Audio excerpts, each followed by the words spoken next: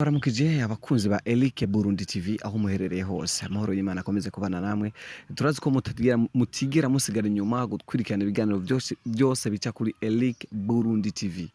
Imbere kamera ni Simba from Side n'umunsi cyo nshaka mvuge ndavuga ko n'umunsi wateye bibaka no kugenderwa n'umukozi w'Imana. Umukozi w'Imana turaza kuyaga nawe byinshi aza kutwiganira byinshi turaza kuyaga byinshi turaza guhezagirwa mu ncamake ariko imbere byose katumwakire Jesse cyambere nganira nawe sijyambere tuyaga nawe ariko hari impamvu tuje kuyaga nawe ndibaze ko tuza kwiga twongere dutahure byinshi cyane icyo ndagusabye nuko nda subscribe nimba utarakanda subscribe kugira ngo ukomeze gukurikirana ibiganiro byose bica hano iganiro cyahera twakeneye commentaire yawe twumva ingene igana wagitahuye mukozi w'Imana yambu neza amahoro y'Imana bane namwe amen mukozi w'Imana novuga ati wewe ni jyambere si jyambere duhura mu kiganiro ni kenshi ariko abantu mbaguma abantu ma message zitandukanye kubwa mbere twaraganiye message twatanze message wowe waratanze wowe bavuze ko hari bindi ntavuze dukeneye ko tuyaga ko n'umunsi ariko imbere ya byose ni gushima Imana yadugereye ngaho no mwanya kugira ngo tuyage kandi no kuba mwatwumviye mwatwemereye mwashaka kuduha ikiganiro ko twashaka kuyaga namwe mwakoze cyane murakoze gose ibyo batubye nimwabitabaza tujya kubyishura yego mukozi w'Imana novuga ko muri no minsi muri kuno kwezi muri no matariki novuga ati haciye nk'imisi mikeyi n'indwi nzirarengana turetse tubona wakigwa mu mabanga atandukanye novuga ati kwanza turavuga felicitation kwanza nubwo tutaramenya ati nubwo tutaramenya ati nibanganya baki muba mwararonse mukozi w'Imana ngo duhe umuco kuri ivyo. Ibanga naronse nibanga ryo kuba umwungere w'ishengero mu Revera Pasteur yego. Felicitation. Murakoze cyane. Ati mu murabusangwa. Yego cyane. Yego. Reka tugere kuri iki.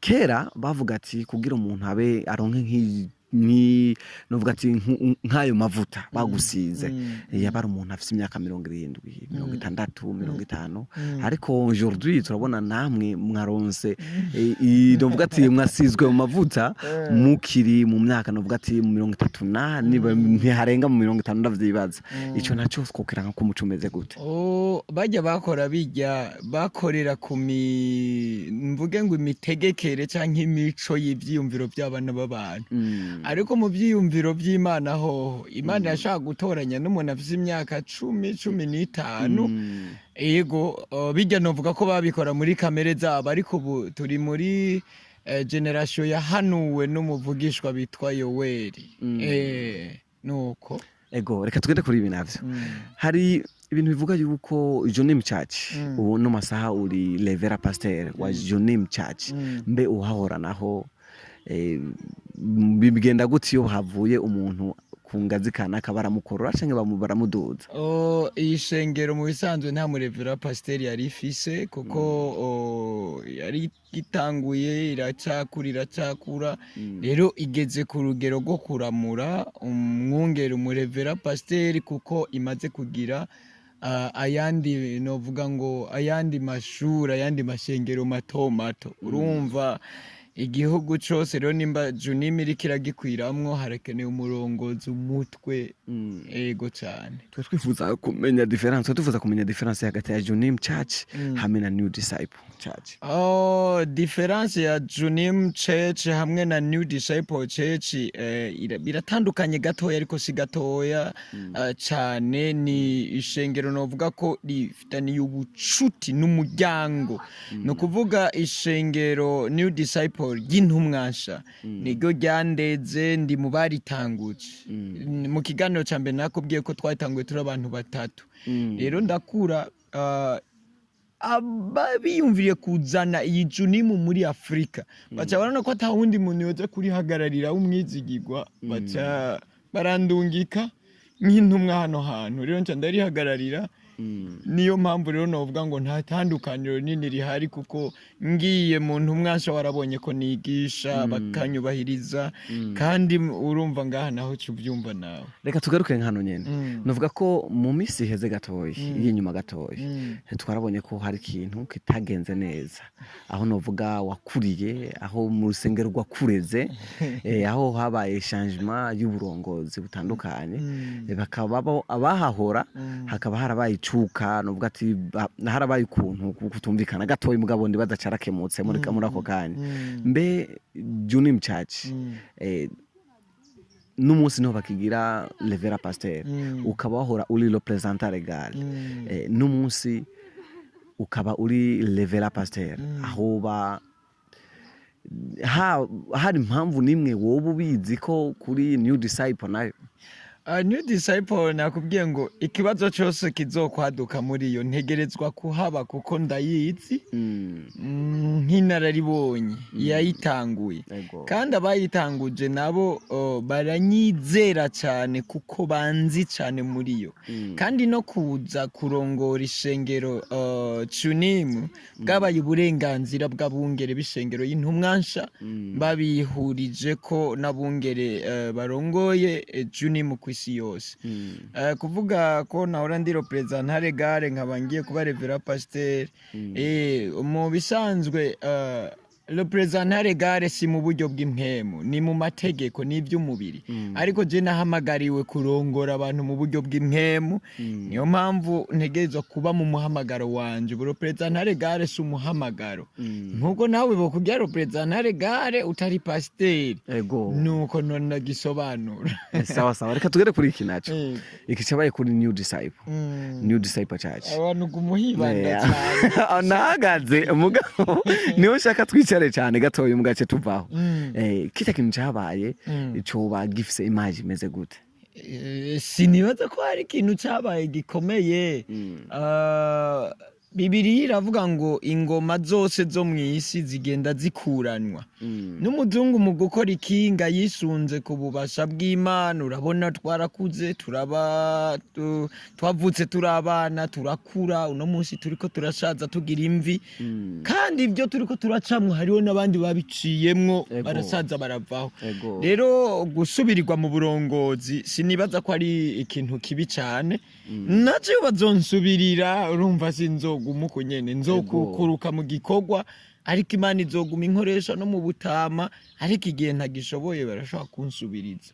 hama nagira cyonya hajyanye tukina ubwo vuga ati ntuhicara turaza amadini menshi atandukanye aravuga yuko iyo umuntu ari pasteur ari level pasteur iyo baramutse bamukuye akugwa n'icyaha adakuwe n'icyaha baramukavuga ati bacamwimurira ahandi hanagagenda gukoreraho ariko ntitwibaza ko ariko byo byaragera mu New Disciple mbe amategeko ya New Disciple yo yavuga gute icyo baragombye kugihagarara ko ariko amategeko ariho itegeko rya 23 menga na 17 birabivuga neza abungere baserukira igashengero ku isi yose bo muri Korea nibo bafise uburenganzira bwo guhindura umuntu mu mabanga cyane bakamugumizaho rero n'uburenganzira bwabo bwo guhindura umuntu cyangwa bakamugumizaho nibaza ko atacaha cyabayemwo cyangwa harabaye ikosha ibyo n'ibyabo kumenya atakosha ryabaye urumva uburenganzira ko babufise nkuko ku televiziyo iwanyu muvuze ati kameramane ujya mu kameramane wawe ukunda kumuvuga izina nyene ari karado kamera ati nawe ndaguhinduye uhereye no munsi ntihaje ko wunduma nta cyaho gukoze ati nta cyaki bakirimo reka tuve muri ivyo rero tugende mu bindi no munsi uri levera pasteur levera pasteur ndavuga ati ni urongo ishengero mu buryo bw'impemu mbe nizihe ntambamye kuvuka ibaye levera pasteur umaze kubona uvuga ati kumbe hariho difference iri hagati yo kuba levera pasteur na difference iri hagati yo kuba represent kuba represent nibaza ko uburi mu by'amategeko gukinga ko hari kibazo cotera ishengero kugira ngo uje kugisigura mu batwara ariko uri umwungere levera pasteur uhura n'ibibazo by'abanyeshengero bawe ibibazo byo mu buryo bw'impemu ibyo nabyo ni ibintu byagutse cyane si byo umuntu yovugira kuri kamera yego cyane nego reka tugende hanaho nuvuga ati Junim Church n'urusengero nuvuga ati rura ahantu hitazwe hameze neza mu kiyaya rubirizi muje kwashinga urusengero nuvuga ati mwarahuye n'ibibazo bitandukanye ndavyibaza mbe mu bibazo mwatuhuye navyo nice kintu uvuga ati gushika no masaha catumye bakwizera bakaca bagusiga n'amavuta yo kugira represent yo kugira referent pasteur Ikibazo ca mbere dushitse ahantu hari ahantu umenga ni mw'ishamba, aho umanutse hepfo gato ugatera kamera uca ubona imiceri, duca tuza ahanyene niho dushira urusengero, turahasengera turahakorera. Ikindi kintu nshitse ahantu hari abantu bagombye kungwanya ngo sindimvukira yaho, ariko ndagerageza turabana neza, Imana irabikora. Rero ubwitange bwo kuvuga ubutumwa bwiza, guhuza n'abantu, hamwe novuga ngo nukubaho kw'Imana kwabibayemwo nayo abantu urazi ko barabisha amaso. Sawa. Reka tugere kuri iki naco mugabo dusa nuko arico ca turangirizako kuri iki ca hari umuntu akunda kubataka abakozi b'Imana.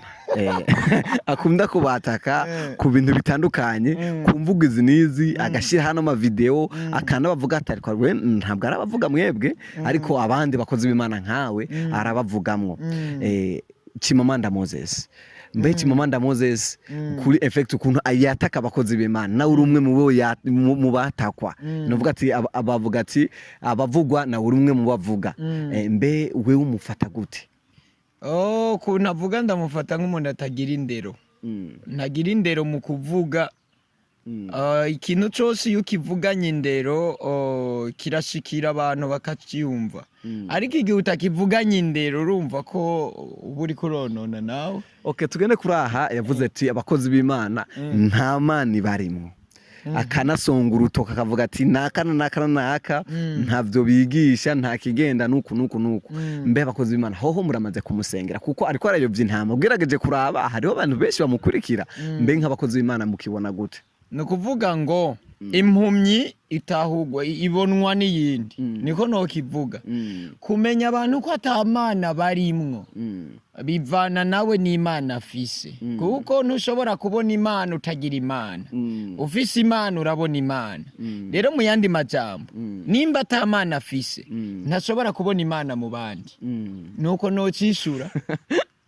Ati nuko ucishuye cishanye ubwenge cyane bukomeye. Urumva akaba afise Imana, azobona Imana mu bandi. Mugabo nimba atamana afise, ukwizera ko hari Imana bizomugora. Mugaje kubera mfise Imana, ndavyemeza ko abantu bafise Imana. Yego. Reka tugere kuri iki. Hari umukozi w'Imana umwe novuga ati nose umukozi w'Imana umwami muri Bibiliya yigeze guturika inyo, ndavyibaza. Yaraturitse inyo ni Farao. Menga ni Farao nimba atari Herode, yes. Mbe wewe muramaze kumuha konsigne mukamwereka uwo murongo? Ujya mugabo mu bisanzwe igihano c'Imana kiramuriko. Umuntu abirabisha inyama n'amaraso ntashobora kubitahura, kuko kubahuka gutunga urutoke bakozi b'Imana haba harimwo kimwe. Mu buryo bw'imwemo warapfuye, bamwe Bibiliya yitwa imva zirangara canke amagufa, urabyumva? Nuko nokivuga. Rero urya nawe harimwo tubiri, yarapfuye mu buryo bw'imwemo aragaragara, nta kindi norenza ko ngaho. Ego mukozi w'Imana, reka tuboneka bagera kugara ikiganiro, ariko tuzacugara twe dushaka mudufashe ikintu kimwe. Hari abantu bariko turaba benshi hajya, bariko turaba abantu benshi batandukanye.